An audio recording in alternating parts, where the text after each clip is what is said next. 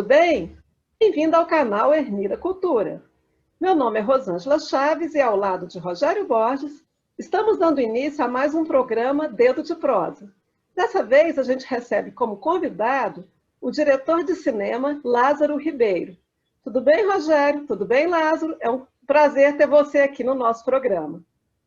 Olá, tudo bem? Tudo bem? Tudo bem, Rosângela? Tudo bem, Rogério? Para mim é uma satisfação muito grande fazer parte. Muito obrigado pelo Olá, convite. olá, gente, tudo bem? Oi, Rosângela. Oi, Lázaro. Muito obrigado por ter aceitado nosso convite para estar aqui hoje no Dedo de Prosa do Ermira. Pois é, e antes da gente começar a nossa conversa, eu gostaria de pedir a quem nos assiste que se inscrevam no nosso canal, que dê os likes aí, né? Curtam os nossos vídeos, compartilhem os nossos conteúdos, que é muito importante para que a gente possa consolidar o nosso trabalho e ampliar o nosso alcance. Eu peço também para que vocês visitem o nosso site, em ermiracultura.com.br. O nosso site é atualizado todas as semanas, com ensaios, resenhas, crônicas, poesia, sempre assim um conteúdo cultural de muita qualidade, né? E vale muito a pena visitar. Bom, a gente chamou o Lázaro aqui, o Lázaro está falando lá da cidade de Goiás, né, Lázaro? Isso. O Lázaro é um jovem diretor, mas já com um currículo respeitável, né? Ele é formado em História pela UEG, é também mestre em Performances Culturais pela UFG, né? Tem um trabalho muito interessante na área cultural em Goiás, já dirigiu vários curtas, né? 25, não é, Lázaro? 25 curtas, 25 exato. curtas, né? Você vê, bem jovem, já com uma produção bem extensa no currículo. E o mais recente deles, em 2017, que é um curta chamado Hugo, não é? Sobre a vida do Hugo de Carvalho Ramos, escritor, um dos grandes escritores da literatura goiana. E você também está preparando agora também, a gente vai conversar disso também, não é, Lázaro? Isso. Sobre o Gilberto Mendonça Teles, né? Isso, eu finalizei. Na verdade, ele foi o último. Na verdade, o Hugo é o sim. penúltimo, né? Assim, Tá lançado dentro de um festival foi o Hugo. Agora o Gilberto foi o meu último trabalho que eu Tá fiz. bom, então a gente vai ter a possibilidade de conversar a respeito disso. Mas antes da gente falar da sua carreira propriamente dita, né, que tem muito a explorar, eu gostaria primeiro, porque até por conta do seu engajamento aí na cultura na cidade de Goiás, o seu engajamento no audiovisual, e também porque você é uma cria do FICA, né, que é o Festival Internacional de Cinema Ambiental da cidade de Goiás, não é? Desde os primórdios do FICA lá em 1999, ali na virada para os anos 2000 já, o FICA, né, tem uma história aí de 2 décadas, né, assim, Exato. E realmente formou toda uma geração mesmo, né, de produtores de audiovisual, impulsionou muito o audiovisual em Goiás, né? E, bom, mas agora o FICA passa por uma fase complicada, com a mudança de governo. No ano passado ele não foi realizado. E esse ano, até por conta da pandemia, você se tem aí um projeto, né, de fazer, né, o anúncio do governo de fazer uma versão virtual do FICA, que vai ser em novembro, né? Mas a gente também tem visto várias críticas a respeito disso, né? Agora eu queria ouvir de você, Lázaro, né, o que você pensa a respeito dessa condução, né, que o governo do Estado, através ali do seu secretário de Cultura, tem dado, né, para esse festival que é tão importante para o audiovisual e para a história, né, a própria história da cultura de Goiás. Exatamente. Então, Rosângela e Rogério, todo mundo aí, assim, eu falo assim que é com muita tristeza assim que eu vejo essa vamos dizer, retomada do festival, porque na verdade assim, a tristeza maior é de saber que ele o ano passado não foi realizado. Para nós, enquanto, né, vilaboenses, né, de uma cidade onde nasceu o festival, o FICA foi criado para a cidade de Goiás, né? É um projeto criado lá, como você mesmo disse, em 99, na verdade, nasce ali em 97, 98. Esse projeto foi criado para dar visibilidade internacional, não só à cidade de Goiás, que estava naquele momento se preparando, né? Ela estava com a sua candidatura, né, enquanto patrimônio da humanidade, né? Na verdade, é um projeto que eleva e que vai ajudar nessa propositura, vai ajudar nessa conquista do título de patrimônio, né? Levando aí a nossa cultura, né? Ressaltando aí, lógico, e abrindo uma janela, né, para os goianos enquanto cineastas, né, que a maioria, como você mesmo disse, estava se formando naquela época, não tínhamos uma faculdade, não tínhamos, né, até então, nenhum curso de cinema, todo mundo estava ali, como o próprio Glauber Rocha dizia, né, com a câmera, a ideia na cabeça, a câmera na mão ali, fazendo cinema, todo mundo do seu jeito, né, de fazer cinema, cada um aprendendo da forma que podia e executando isso.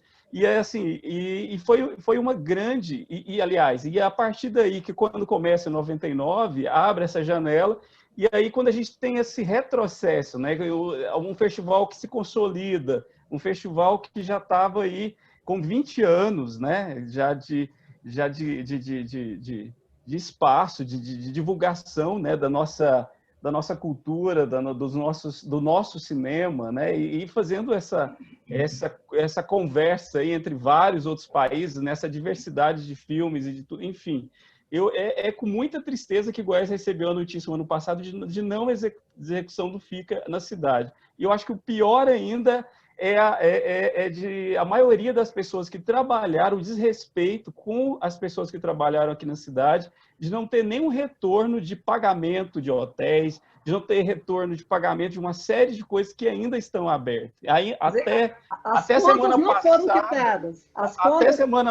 Até semana passada, assim, o que eu ouvi das pessoas, eu posso estar enganado aqui, não sei se realmente já pagou. Até semana passada, eu ouvi de muita gente que alguns hotéis, restaurantes da cidade de Goiás ainda não tinham recebido. Então, assim, uma cidade que recebeu, que era, vamos dizer, dona de um festival como esse, porque eu acho que Goiás não era só mais palco do festival, acho que não tem nem como separar o FICA da cidade de Goiás, né? Acho que está tão... ela foi criada por... Então, assim, eu acho desrespeitoso com a cidade. Eu vejo, assim, com muito desrespeito. E agora, com a retomada assim, é irrespeitável, né? Eu acho, agora, começarem a ter um diálogo de novo, tentar retomar um festival que nem deveria ter parado, né? Na verdade, acho que nem deveria ter parado esse festival, pela magnitude, pela, né, grandiosidade desse festival no mundo todo. É um dos maiores festivais de cinema ambiental do mundo, né? O FICA já havia se tornado e se consolidado. E eu acho assim, já que está tendo essa retomada, né? Já que já deixaram a peteca cair no ano passado e não fizeram, não conseguiram fechar as contas do festival ano passado com a cidade, eu falo em relação à cidade. E aí, teve essa... E agora, assim, eu acho que quando se pensa numa retomada do festival, a gente esperava também que a cidade também fosse ouvida, né? Uma coisa assim... Eu falo enquanto artista, enquanto produtor audiovisual, enquanto uma pessoa que está sempre aí ligada ao festival, como eu estive desde o primeiro festival. A gente não foi nem comunicado que eles antes, né? Não houve nenhuma conversa com a cidade, né, com os artistas. Aliás, eles estiveram aqui, acho que falaram com a prefeita só, mas não houve uma conversa com a comunidade, não houve uma conversa com os artistas. Então, assim, foi uma coisa feita, mais uma vez, imposta de governo, de cima para baixo, sabe? Assim, sem...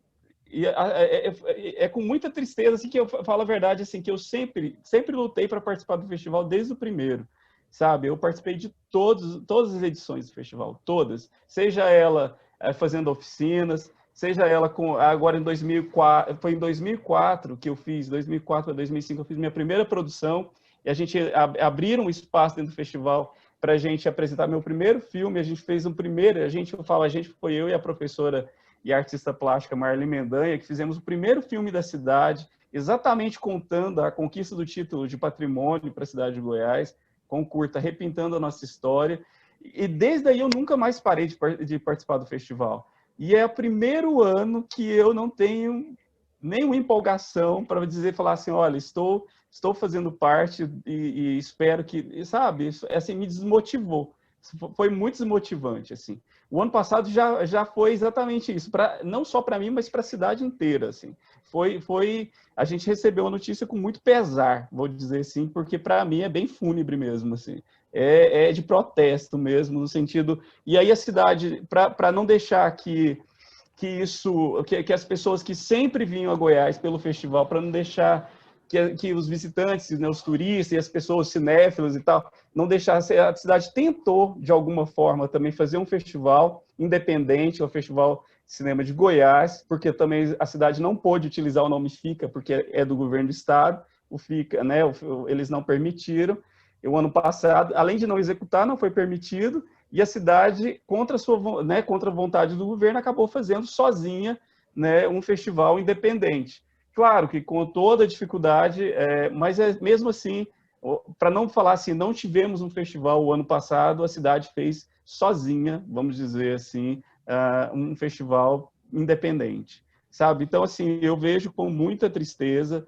Eu espero que, a partir de agora, eles, né, a partir do próximo ano, passando essa loucura, né, que o mundo está vivendo, da pandemia, né, eu acho que essa plataforma é o que nós estamos utilizando, né, de certa forma. Eu não estou criticando a plataforma por ser, né, pelo contrário, porque eu acho que não temos outra forma de não acontecer festivais e outras, né, atividades culturais a não ser via internet. Mas o que eu queixo aqui não é isso, não estou criticando o governo por estar fazendo uma plataforma assim. O que eu critico, no sentido, o que eu brigo, na verdade, aqui, né, que eu trago aqui a minha insatisfação, é de não ter um diálogo com os artistas, não ter um diálogo com a comunidade, que eu acho que é desrespeitoso para a cidade de Goiás, que viveu aí e o FICA durante 20 anos. Lázaro, você falou a respeito desse festival independente. No ano passado, até por conta daquelas comemorações dos 130 anos da Cora e outras questões que a gente teve na cidade de Goiás, eu estive na cidade de Goiás algumas vezes e tive a oportunidade de acompanhar um pouco essa tentativa, né, de fazer esse festival independente com todas as dificuldades. A gente fez reportagens lá no Jornal Popular a respeito disso, mostrando um pouco essa realidade. O que me parece, Lázaro, que acaba ficando muito prejudicado também, é o fato, por exemplo, você falou aí agora do primeiro filme que você colocou no FICA, que foi contando a história de como o título de patrimônio da humanidade veio para a cidade de Goiás. Aliás, quem ler o parecer da Unesco, a Rosângela sabe bem disso, porque ela também participou ativamente da cobertura da entrega desse título, sabe que o título só foi entregue para a cidade de Goiás com alguns compromissos, entre os quais unir cultura e meio ambiente. Exato. Todo mundo sabe, está lá no parecer, que a cidade de Goiás só recebeu o título por sua arquitetura preservada e tudo, mas porque existe uma moldura ambiental na cidade. Todo mundo sabe disso, está lá escrito, né? Inclusive, todos os governos sabem disso, né? E o que mais me parece uma perda maior é o fato de que o FICA fecha uma oportunidade de a gente conhecer um pouco mais dessa cultura. Porque você, por exemplo, fez um filme sobre o Hugo de Carvalho Ramos. Se a gente chega, o pessoal vai na cidade de Goiás, todo mundo conhece a Cora Coralina, todo mundo quer ir no Museu da Cora, o que é ótimo, que é um ótimo cartão de visitas. Mas tem a casa do Hugo de Carvalho Ramos ali no Largo, que as pessoas passam e não sabem que é a cidade do Hugo de Carvalho Ramos, não sabem quem é o Hugo de Carvalho Ramos. Sendo que o Hugo de Carvalho Ramos é o cara que inaugura o regionalismo no centro do Brasil e vai influenciar a gente como Guimarães Rosa. Exato. Então, assim, é de uma importância crucial. Eu vi que nessa semana você fez uma performance, ajudou a fazer uma performance em homenagem a Goiandira do Couto, né? Que também é uma artista plástica que só ganhou maior visibilidade depois que o Jornal Nacional passou por lá e mostrou o trabalho dela. Mas ela fazia aquele trabalho com as areias da Serra Dourada há décadas. Então, assim, o festival pode mostrar isso de uma maneira muito interessante, não só na cidade de Goiás, mas de Goiás como um todo. De Perinópolis, de Corumbá, de qualquer outra cidade do norte, do sul do estado. E me parece que isso se perde, porque você fecha uma janela, uma via de acesso para um público internacional, e me parece, Lázaro, que é economicamente burro, porque você deixa de ter um fluxo que pode gerar muita riqueza, que pode transformar a vida de muita gente. Você também tem essa opinião de que se fecha uma... Não é só um festival que se fecha, mas se fecha uma via privilegiada de acesso à cultura goiana? Com certeza. O FICA era, né, uma das maiores janelas internacionais, né, da cultura, né, exatamente isso. Né, porque, assim, um dos fatores do festival, que eu achava super bacana, é essa coisa de cada ano homenagear um artista, né, com uma obra, e ali ele trazia quem era esse artista. Eu mesmo produzi uns 4 homenagens, 4 vídeos de homenagem de abertura eu fiz Cora, eu fiz Otto, eu fiz Paulo Bertrand, fiz outros também. Enfim, eu sempre fazia as aberturas. Depois de começar ali fazendo oficina e tal, depois eu passei a ser convidado para fazer as aberturas dos homenageados. Então, assim, e tinha os cartazes do FICA, os famosos cartazes do FICA, exatamente, né? que era assim, as obras de arte, né? Os catálogos, as pessoas sempre brigavam pelos catálogos, porque assim, era uma obra, né? Tipo assim, você queria guardar o catálogo, porque como era homenageado, ele trazia obras, né, dos artistas ali, quem eram esses artistas. E era, de fato, uma janela para a gente conhecer a nossa arte, os nossos artistas, né? Eu acho que era uma das janelas, e eu espero que continue sendo a partir daí, que eles repensem isso, né? Não é possível que vão fazer isso com o festival, mas, assim, é uma das principais janelas de divulgação do nosso, não só patrimônio, né, do nosso patrimônio, principalmente o patrimônio material, né, dessas figuras aí, né, da cultura goiana, né, não é só vilaboense, né, que eles homenagearam aí Cora Goiandira, DJ de Oliveira, que também o museu dele também está, né, que acabou praticamente, deixou a Deus dará, enfim, uma série de vultos assim importantíssimos, né, da cultura goiana que o FICA trazia, né, como cartaz, como na estampa, né, do festival daquele ano, assim, é importantíssimo. Então eu espero que eles repensem isso, né? Acho que a partir do ano que vem, espero que essa pandemia, né, de fato, essa vacina funcione logo o mais rápido possível para o ano que vem, e espero que eles retomem isso e que até, às vezes até melhore até isso. Eu acho que a gente não pode ter um retrocesso, né? Eu acho que a gente sempre espera que as coisas, né, venham melhor do que era, né? Não que a gente tenha aí um retrocesso como eu estou vendo agora, como a gente teve agora o ano passado de não nem acontecer e culpar, né, e sair com conversas assim totalmente, umas justificativas sem pé nem cabeça para não acontecer um festival dessa magnitude, assim. Lázaro, você manifestou agora assim, um certo desânimo, né, até pelo que eu pude ver, de participar dessa edição, não é?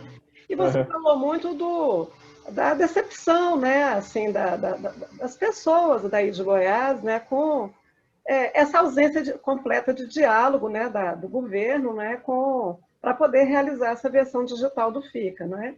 Agora eu queria saber como é que está isso entre os produtores de audiovisual, porque a gente sabe, por exemplo, que o FICA tem ali a mostra competitiva, né, que recebe né, participações, inscrições de várias Exato. partes, não só do Brasil como do mundo. Tem a premiação ali para os filmes goianos, que é uma premiação bem generosa, assim, mas Com tem a mostra certeza. BD, né, que Exato. vezes que eu fui várias vezes também ver o festival, eu gostava muito de ver aquela mostra. Porque é ali que você vê, né, toda aquela Exato. efervescência muito interessante aí né, do audiovisual goiano. Você tem dialogado assim com os outros produtores de audiovisual? Como é que está assim o ânimo? Assim, Então, as pessoas vão participar? Como é que é? Estão procurando algum tipo de diálogo com o governo? Outra coisa, o governo honrou os pagamentos com os diretores? Como é que foi isso também com relação às premiações? Isso foi pago? Então, como eu disse, como eu estou um pouco aquém, à parte, estou um pouco desanimado com esse ano, de fato, até porque eu estou escrevendo o meu primeiro longa agora também, eu estou um pouco desligado, eu não quis nem, sabe, eu não procurei saber muita coisa desse festival, eu vi, assim, por alto. Né, eu vi que o secretário ele anunciou que já está com uma marca lá de 150 inscritos, ou seja, então as pessoas estão se inscrevendo, né, eu acredito. Que bom, né? Então, que bom que estejam escrevendo. Mas, assim, em relação ao ABD, eu não faço ideia. Não faço ideia, porque realmente eu não estou tecendo nenhum diálogo agora, né, com com os produtores e não estou vendo muita coisa porque realmente eu estou um pouco fechado aqui na minha escrita do meu novo filme. Mas, assim, eu acredito que a BD deve entrar, sim. Eu acredito que sim, porque eu acho que é uma janela, né? Eu acho que, como você mesmo disse, para nós, produtores, é importantíssimo esse prêmio, até porque a maioria das vezes a gente faz filmes independentes, né? A gente faz filmes sem recurso nenhum. E um prêmio desse ajuda muito a gente, né? Isso aí, com certeza, até para você desenvolver um próximo trabalho já com recurso. Como a gente ficou um ano sem ter um festival que pudesse gerar recursos, o fundo está parado, tá, né? Como a gente está vendo também, de certa forma, a gente recebeu... Tem gente que eu mesmo tenho projeto de 2017 que eu não recebi. E não tem nem diálogo, não sabe nem se vai receber ou não. Quando você fala é o Fundo de Cultura, né? O Fundo Estadual de Arte e Cultura do Estado. Uhum. Isso. E aí, então assim, já que não tem esses incentivos, né? E aí é necessário, né? Eu acho eu acredito que eles vão lutar, assim, para estar ali, como sempre lutaram, né? Que também, para estar dentro do FICA, a ABD sempre lutou para estar dentro, porque sempre foi uma briga para que a ABD esteja ali dentro do festival também, né? O Estado tinha uma certa resistência, pelo menos nos anos que eu participei, tiveram muita briga, assim, de entra, não entra, se vai pagar, se não vai, prêmio. E de fato, assim, em relação ao prêmio do FICA anterior, de 2018, é isso? Que último que aconteceu? Eu estou até perdido no tempo. Eu até me perdi no tempo.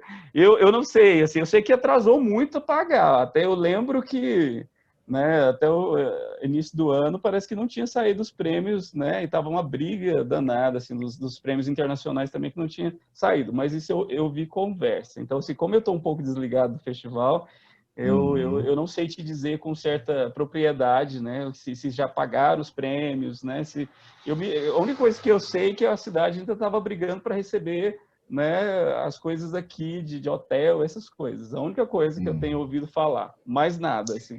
Então, assim, estou um pouco alheio mesmo, né, eu não...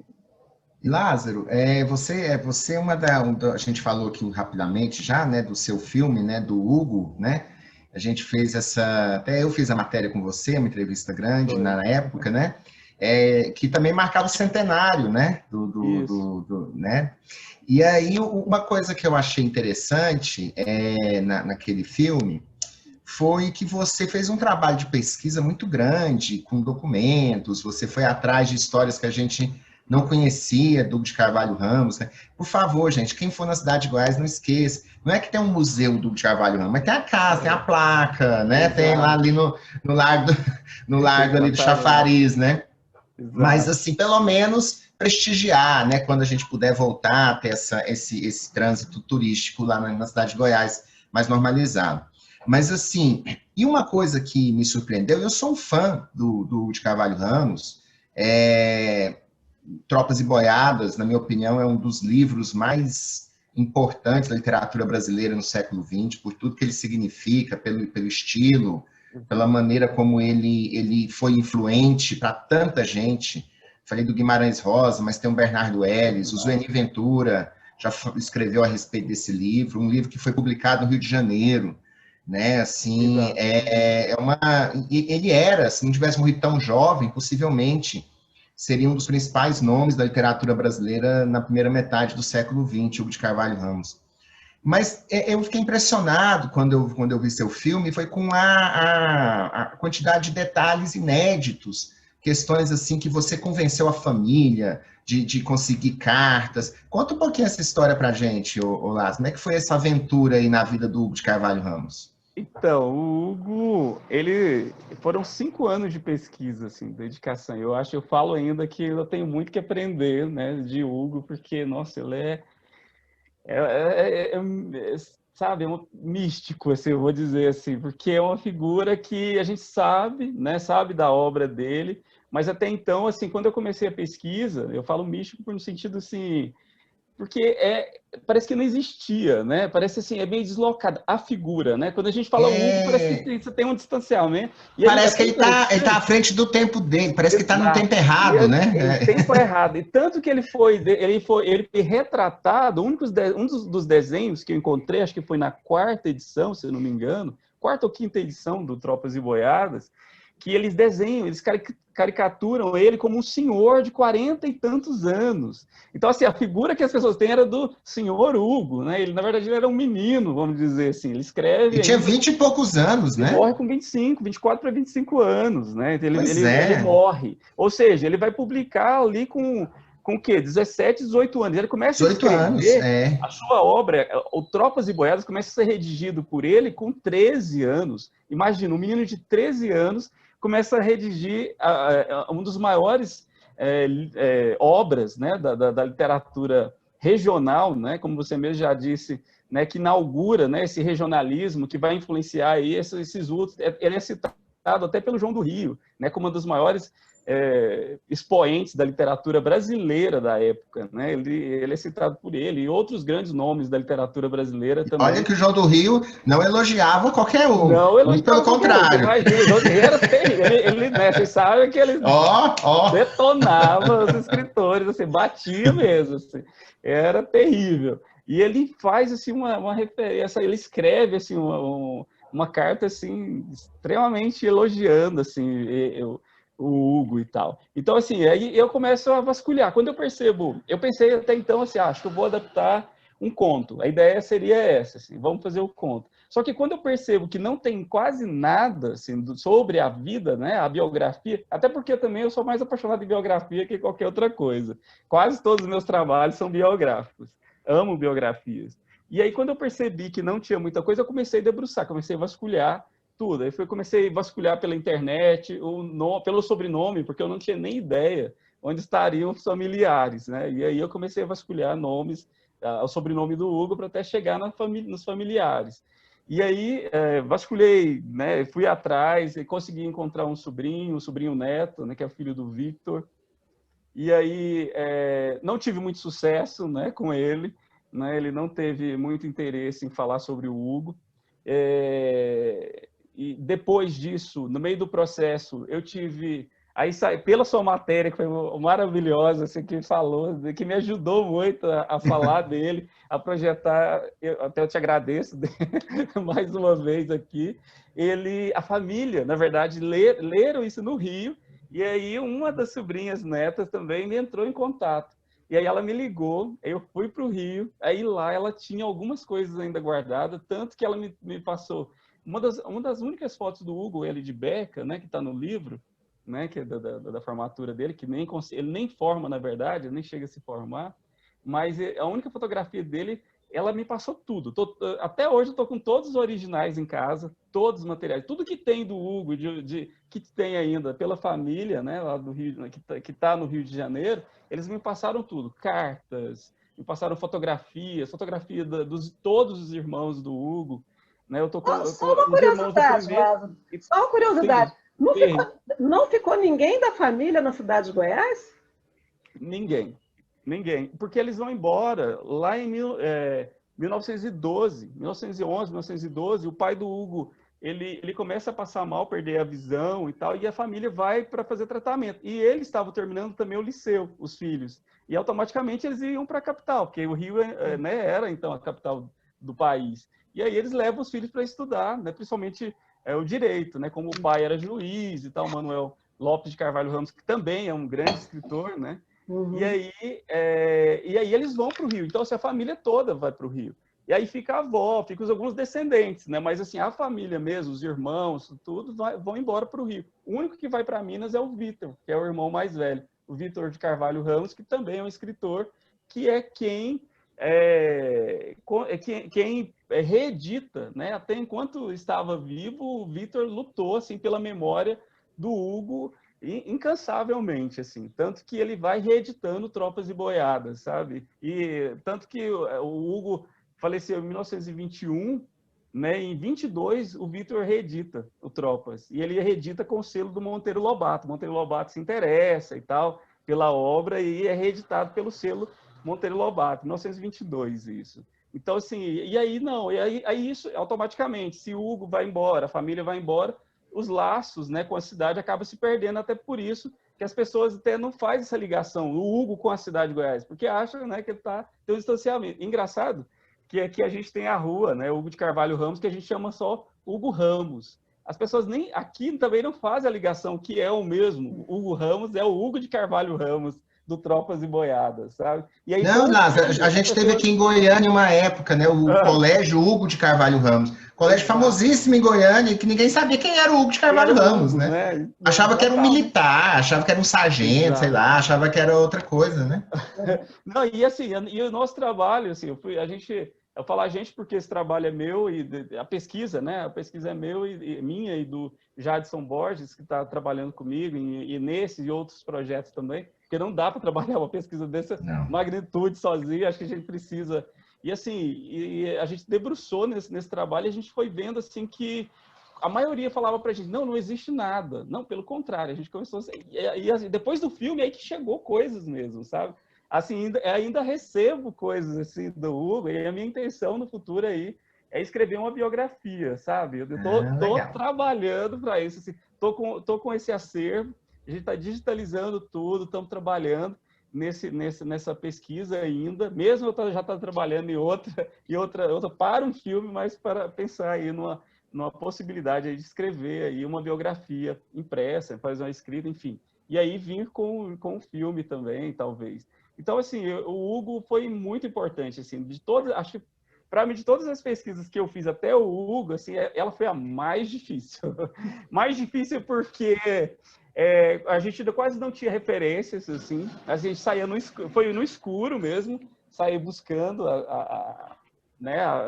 o que tinha, assim, sair varrendo, assim, o que consegui, fomos pegando, assim, migalhas, assim, até chegar realmente em uma coisa que se abriu a partir foi depois do filme. Até algumas coisas foi até intuitiva, sabe?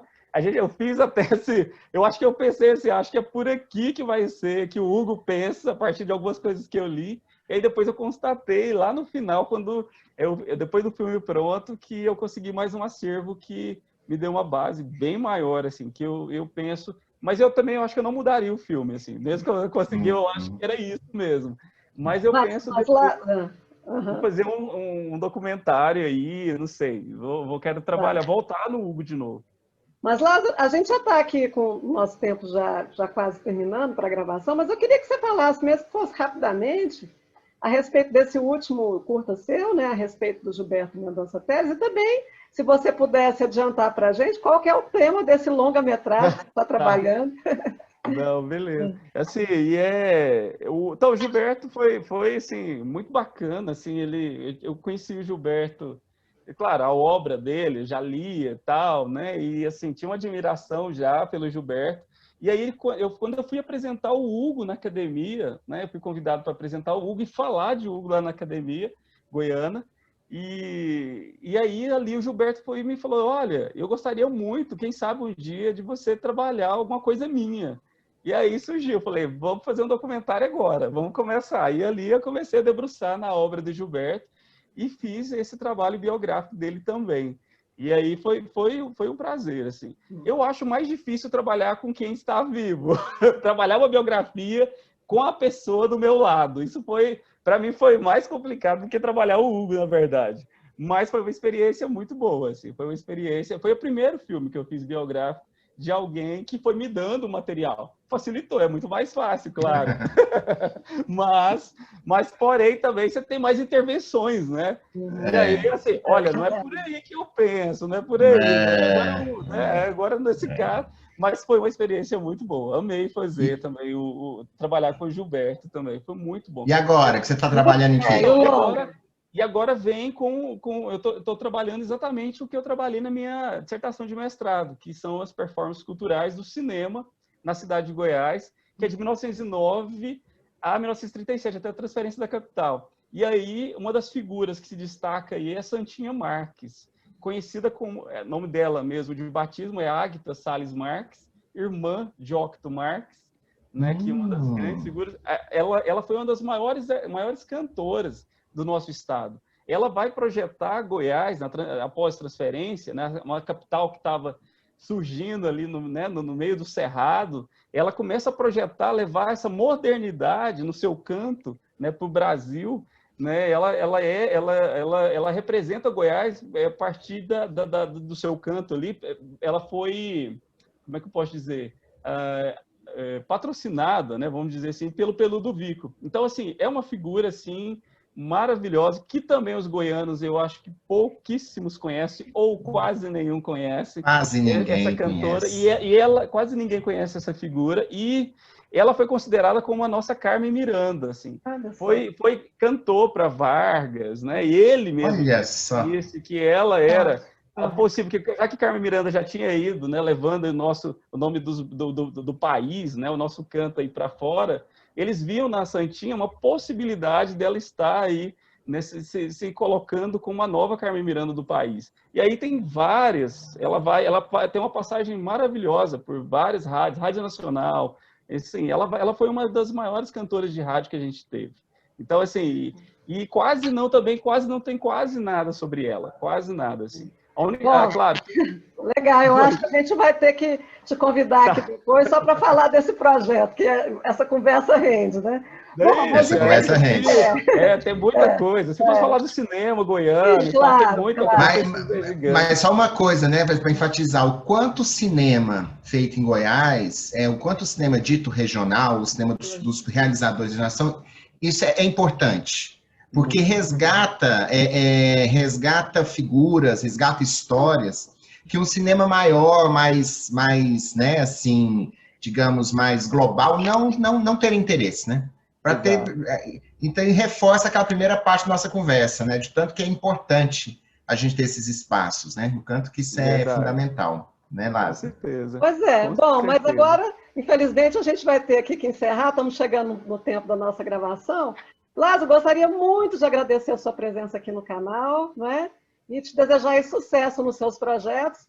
E vamos ver se o ano que vem o FICA volta, né? Com toda a força. Vamos torcer. Goiás precisa do FICA, né? Precisamos. Goiás, eu que agradeço demais pelo convite. Goiás, o Brasil e o meio ambiente, né? E o cinema. Exatamente, com certeza. O Brasil e o mundo, né? Estamos aí em chamas agora. Acho exatamente. Nossa, que tristeza. O Brasil está literalmente pegando fogo. Pegando fogo, infelizmente. Mas e aí já fica o convite, viu, Lázaro, para quando tiver aí o filme aí da Santinha, dos cinemas, a gente voltar a conversar aí também. Com o maior prazer. Bom? Eu que agradeço. Obrigado, viu? Então, eu peço mais uma vez para quem nos assiste, que se inscrevam no nosso canal, dê os likes, compartilhem os nossos vídeos, né? E fiquem atentos aí, né, a esse grande, né, esse talento aí do audiovisual goiano, né? E procurar também assistir, né, Lázaro, as suas produções. Tem alguma, só para a gente encerrar aqui, disponível no YouTube? Você tem algum canal? Então, eu tenho o meu canal, Lázaro Ribeiro. Legal. Todo o meu material lá. Então, assim, me sigam lá, gente. Lázaro Ribeiro, lá no YouTube. Lázaro Ribeiro, no então YouTube. Tá aí, ó, moçada. Vamos assistir, né? E dar um apoio aí ao Lázaro, né? Então tá bom.